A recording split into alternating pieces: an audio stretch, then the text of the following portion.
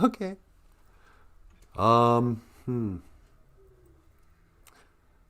So you want to learn Ojibwe language and culture?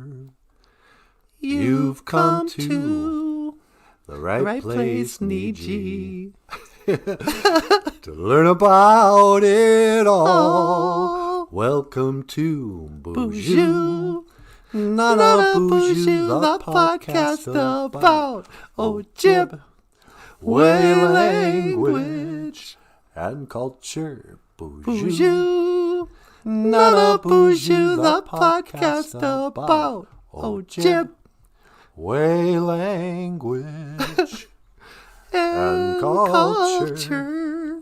La la la la la. La la dee dee da. Okay, hey, BOOZHOO. BOOZHOO. Welcome back to the show.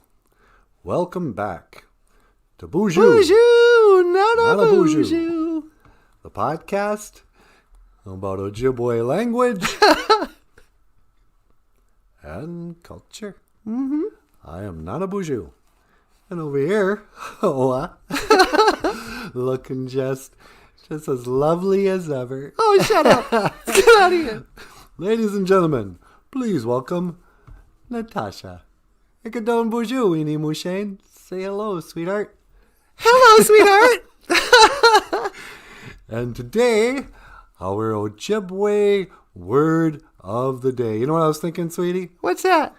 Why don't we just call today's Ojibwe word Bunge Wawia Dendagozi. Oh, that's a great idea. Yeah, I thought you might like that. So today's Ojibwe word of the day. Bunge Wawia Dendagozi. Bunge is to be little. Wawia Dendagozi is to be considered cute. Like a little cutie.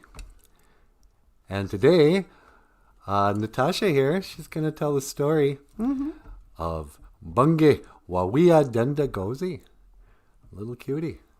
This is a story written by Michael Lyons.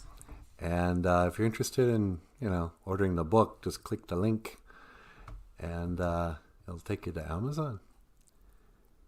So without further ado, sweetie, do you want to tell them the story of Bunge Wawia Dendagozi? Yeah, sure. Little cutie. Yeah, I'll do Teddy that. Bear's Vision Quest. All right, take it away. All right. Well, everybody, today we're going to tell the story of Little Cutie, a teddy bear's vision quest. Bunge Wawia Dendagozi. Little Cutie. So back in the days of the grandfathers, there was a little girl named Aubrey who had a little red and white stuffed bear. And things had been terrific for years. They were best friends. Little Cutie and Aubrey would go out on long walks out in the woods. They'd play stuffed animal parade together. They'd sleep together. Sometimes he would go up to the table for breakfast and have breakfast with Aubrey. And, Aubrey would play with him every day. But then one day, Little Cutie was sitting there on the floor by the couch chair, and he could hear the adults talking, and he heard the big dad say, "Isn't Aubrey getting a little old for stuffed animals?" And Little Cutie's heart just sank. And he thought to himself, yeah, she probably is. And so he goes, well, I guess there's just one thing to do. I'm going to have to move out and go, I don't know, find my own way in this world. So he goes out to the back window and he takes one long look at the only home he had ever known. And he started to climb out the window. And he gets to the ground, and just then he sees OJIBWE, the squirrel. And OJIBWE is just happy to see Little Cutie. He's like, oh, wow, BOOZHOO, Little Cutie, how you doing? And Little Cutie goes, oh, I'm not doing so good. Why? What's the matter? well, I think Aubrey's outgrown me. I'm going to have to go move out of the house, go live on my own now. And OJIBWE goes, oh, well, there's an idea. I'll be honest with you, little cutie. I never understood how you could live with them humans in the first place. I don't let them within 20 feet of me. But, before what are you going to do? And little cutie goes, I don't know. And he goes, well, OJIBWE says, well, you're a bear, aren't you? Goes, yeah, I guess, sort of. Goes, well, there you go. Haven't you ever lived with your own kind before? Little kitty goes, what do you mean? Goes, bears. This is what you got to do. You got to go down to the old res dump. There's bears down there, and they'll take you in. It's about time you live with your own kind. But listen, little cutie, before you do anything like that, you should go on a vision quest. And little cutie says, what's a vision quest? And OJIBWE goes, well, I don't really know. But I hear old Megazy. You should probably talk to him, the eagle. He seems to be the big spiritual guy. And little kid goes, oh, well, where do I find Megazy? And OJIBWE goes, don't ask me. I avoid most birds of prey. You might want to try down by the lake. And so little kitty's like, yeah, okay. Well, thanks, OJIBWE. I guess I'm going to head down to the lake, see if I can find Megazy, big old eagle, and he can tell me what a vision quest is, and then I'll know what to do with my life. So off he goes into the woods, and he starts heading towards the woods. But right before he gets there, he hears something from the chicken coop. His humans had chickens. And he could hear it. There was a sound of a baka, baka, baka. And hoa, he knew right away. Baka! It was Baka Akwe, the chicken. And Baka Akwe says, you get out of here, Wagosh. Next time you come in here trying to get my eggs, I'll send you home with a black eye. And hoa, old Wagosh, the fox, he says, oh, really? Do you think I'm too chicken not to try again tomorrow? And oh, geez. Baka Akwe gets just angry. And she's like, hey, that's a racial slur. Nah. And so, Wagosh looks at little cutie, goes, hey, little cutie, what's going on? And little kitty says, what are you doing, man? He goes, oh, I was just trying to get some eggs here, but Baka Akwe caught me. Luckily, she's still inside that pen. I tunneled right out. But anyway, what are you doing out here? And little cutie goes, well, I'm looking for the eagle, Megazy. I need to go on a vision quest. And Wagosh goes, a vision quest? What's a vision quest? And little kitty goes, I don't know, but I guess you're supposed to go on one before you move out of the house. And Wagosh goes, you're moving out of the house? What about Aubrey? And at the very sound of her name, little cutie, he started to get sad. And he goes, well, that's kind of the problem. Aubrey's outgrown me, and now I gotta go live on my own. I'm probably gonna have to go down to the old res dump, live with the bears. And Wagosh goes, oh, you gotta go live with the real bears? No offense, little cutie, but you'd be lucky if them bears don't use you as a pillow. Little kitty goes, really? And Wagosh goes, yeah, come on, man. I mean, just look at you. You got no claws, you got no teeth. Even that nose of yours is nothing but a felt triangle just kind of glued on your face. You're not a real bear. You can't go live with the bears at the res dump. And a little cutie goes, geez, I think you're right.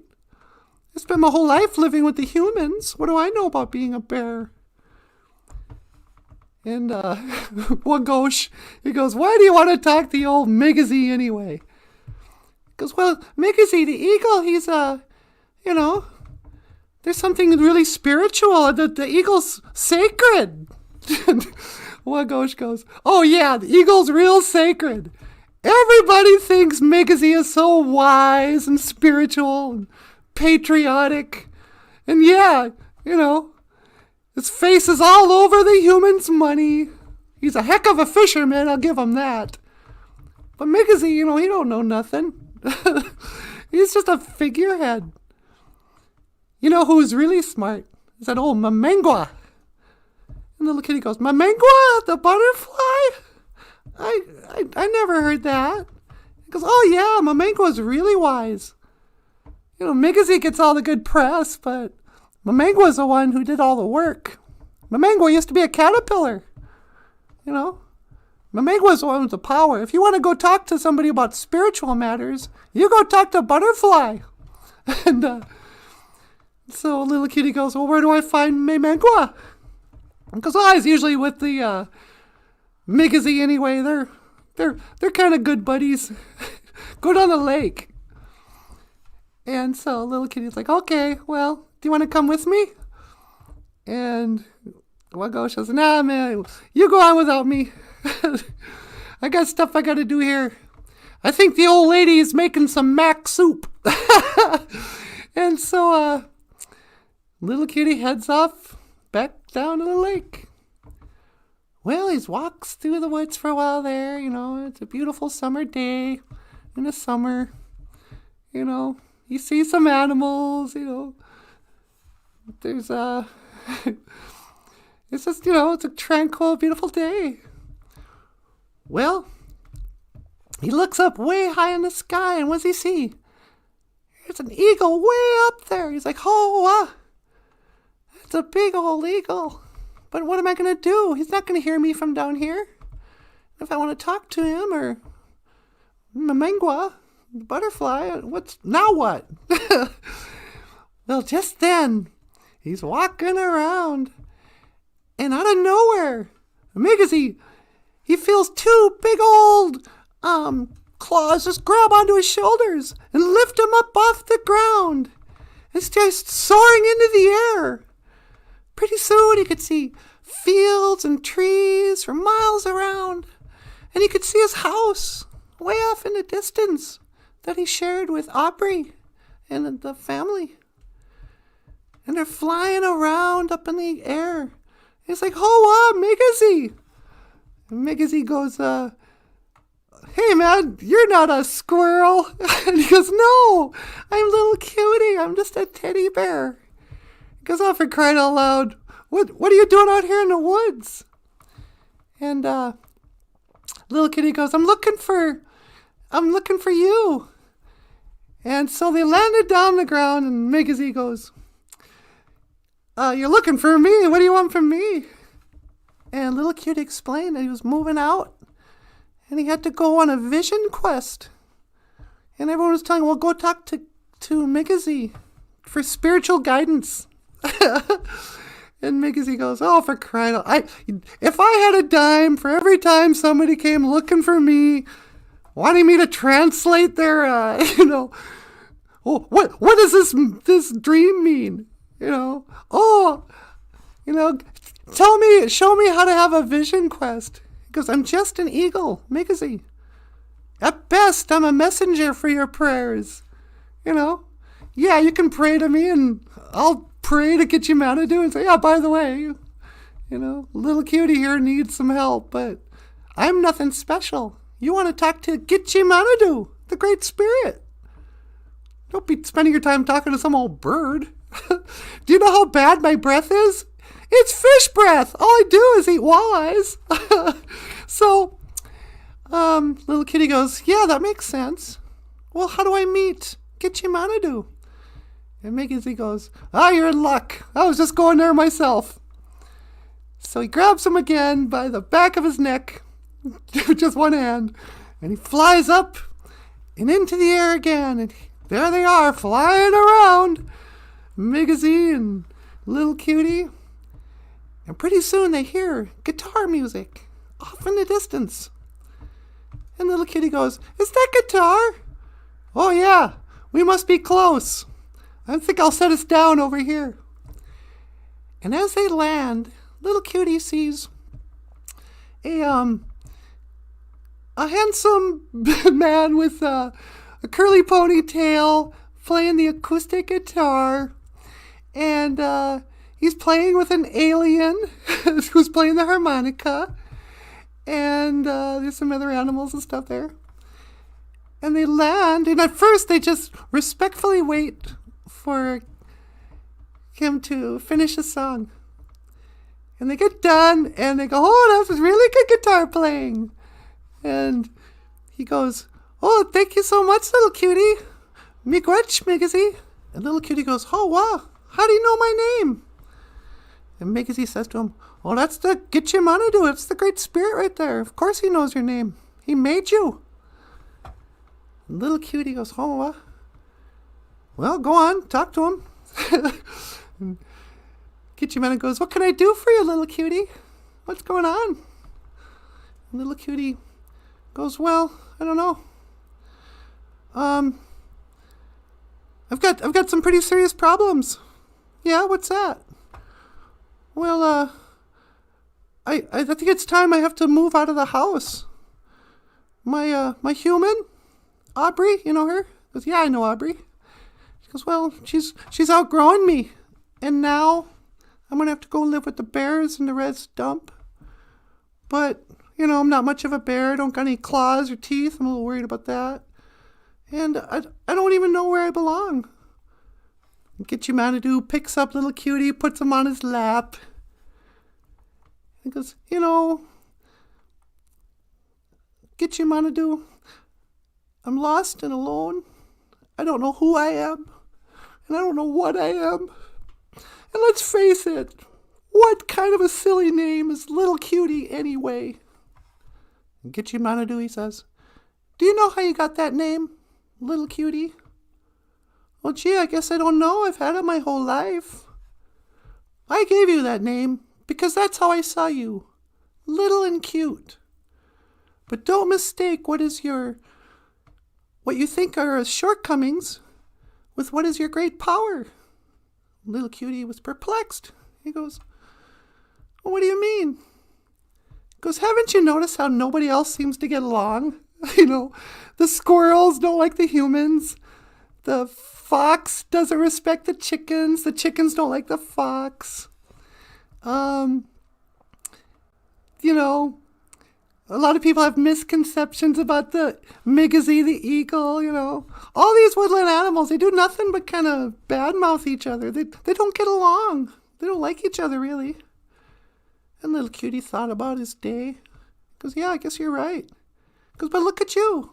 Everybody likes you. Do you know why? He goes, why? Because you're little and you're cute. You know, you have been able to live with the one group, the one animal of the forest that everybody's afraid of, the human beings. They welcomed you right into their home.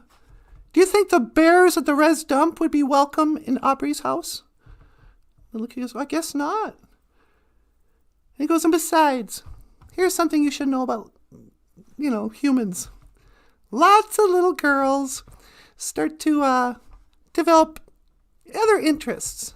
You know, Little Cutie's going to go on adventures out on her own without you. But just because she's getting older doesn't mean she's going to throw you away. You know, things are just changing. But you'll always be her teddy bear. And just then, they could hear a voice off in the distance. Little Cutie, where are you? And Gitchimanadu goes, come on, boys, let's get out of here. And with the strum of a magical power chord, everybody except Little Cutie vanished. And just then, Aubrey comes out from the bushes and he goes, Little Cutie, how did you get way out here? I thought I lost you. And she scooped up her red and white teddy bear and brought him back home.